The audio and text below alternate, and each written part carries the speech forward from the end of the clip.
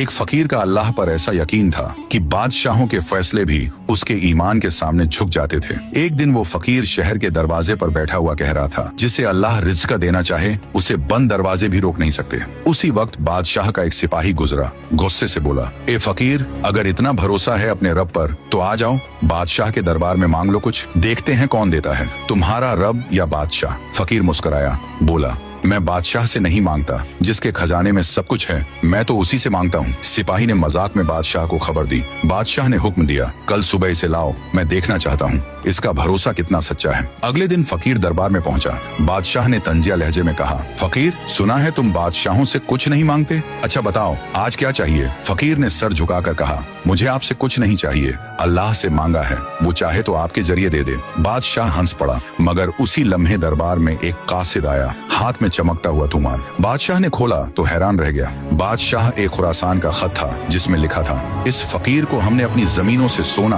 और अनाज भेज दिया है, क्योंकि कल रात ख्वाब में हुक्म हुआ कि मेरे बंदे का रिज़्क तुम्हारे हाथ से पहुंचाओ। बादशाह का चेहरा बदल गया, वो फकीर के कदमों में झुक गया और बोला, वाकई जिसका अल्लाह पर यकीन हो, दुनिया खुद उसके कदमों में आती है। जिसने लोगों से उम्मीद तोड़कर अल्लाह से जोड़ ली, उसे अल्लाह ऐसे रास्ते से नवाजता है जिसका वो खुद तसव्वुर भी नहीं कर सकता।